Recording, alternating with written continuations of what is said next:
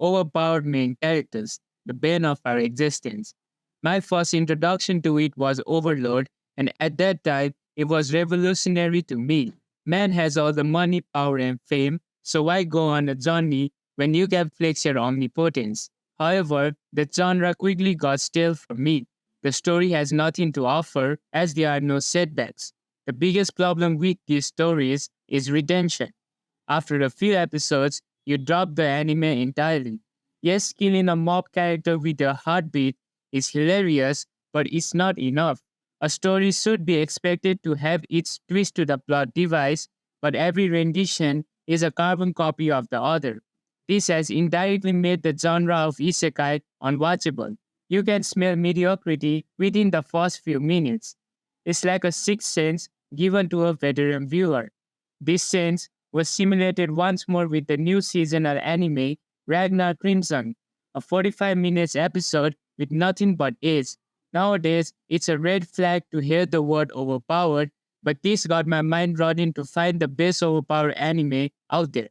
Frieren, Beyond Journey's End, is airing as of right now, and I was hesitating to consider it as a story with an overpowered main character. Yes, Frieren is leagues above others in magical abilities and techniques, but you are not seeing Frieren for the fights. You watch it for the character stories. Being an elf, her lifespan is immensely bigger than humans. Unfortunately for her, 2 out of 3 members of the hero party are humans. Thus, Frieren witnesses her companions slowly pass away one by one. It is an endearing story that was successful in showing something as dreadful as death in a positive light. It reminds people how beautiful memories are and what legacy means after you die. Frieren is apathetic by nature and experiencing the last breaths of the members, she loses lots of things but gains something in return as well. She is like a sponge, soaking all the perspectives of the heroes. This has been a joy to watch, and I have made a dedicated video to it, which will be in the comments and description. But I would not consider Frieren as an overpowered main character simply because the focus is more on the characters than the action. One of the most creative uses of the overpowered trope that I have seen comes from Seven Deadly Sins. Meliodas is the strongest character in this anime. However, in the beginning, he is strong but not the strongest. This is a result of a protective shield he casted on himself to safeguard his own identity. Meliodas is the sin of wrath, meaning when he gets serious, he loses himself in his rage and anger. So to not lose his personality, he shields his powers. When he finds stronger opponents, he tries to find his lost abilities and then defeats his opponents. It is a writing style that I have not seen done this well. Seven Deadly Sins has a lot of problems, but in terms of power scaling Meliodas' strengths, I think the mangaka did a good job. But still, I will not consider him an overpowered main character. They should be able to kill every adversary without breaking a sweat. I love Eminence of Shadows, and it is a great honorary mention. It's hilarious and enjoyable, but there are no stakes in this story. It was made for a casual watch. So the only 2 animes that nail the overpower concept are Mob Psycho 100 and One Punch Man. Saitama kills every opponent with a single punch, and Mob nonchalantly defeats all of his opponents.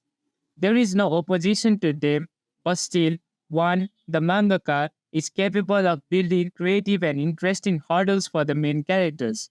The hurdles are very unconventional, making both of them truly one of a kind. One Punch Man is simply the gag story of Saitama, a hero for fun. But after watching it for a while, you realize the tragedies of this story. After a job interview, Saitama protects a kid from a monster. He defeats the monster with much struggle. This event sparks an ember inside his body, a want to be a beacon of hope for the weak, to be a hero.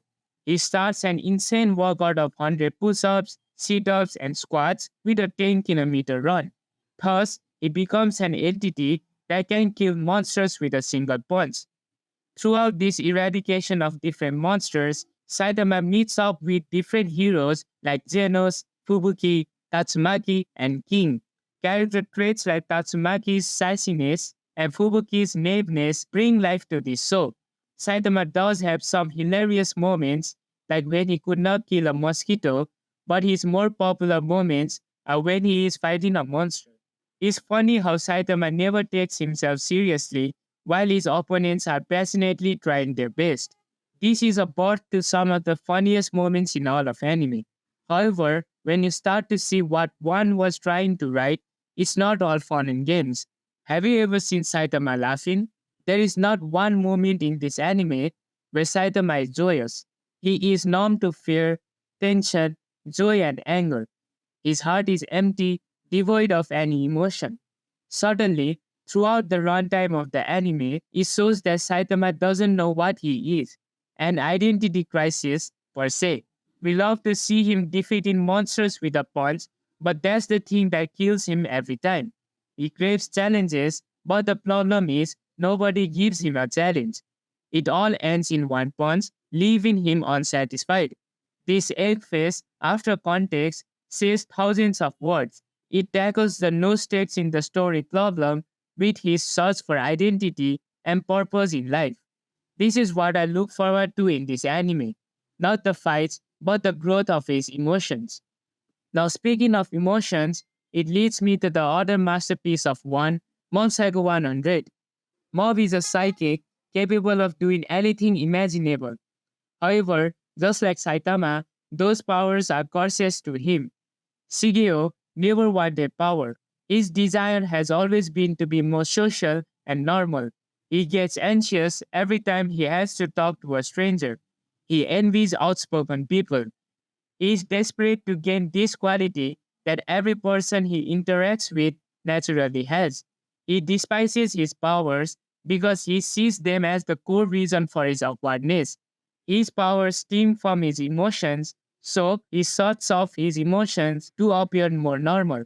Saitama indirectly numbed his emotions due to his apathetic nature. Mob intentionally rejected his emotions to appear more normal. Hence, Mob Psycho 100 is about Mob trying to understand the concept of normal, how he accepts who he is as a person and breaks through his mental barrier. See, the character of Saitama deals with identity, questioning values, beliefs, roles, and responsibility.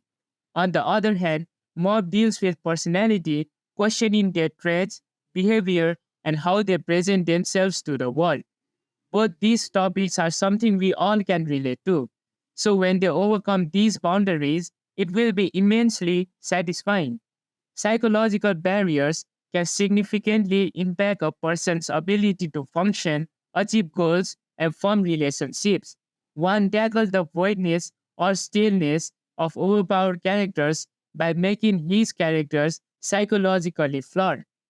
This is why I believe One Punch Man and Mob Psycho 100 are the best examples of overpowered main characters. Ironically, they reject omnipotence because they are omnipotent. One Punch Man and Mob Psycho 100 are my picks for this genre. Put in the comments if you agree with me or not. But for now, this will be Dungeon signing out.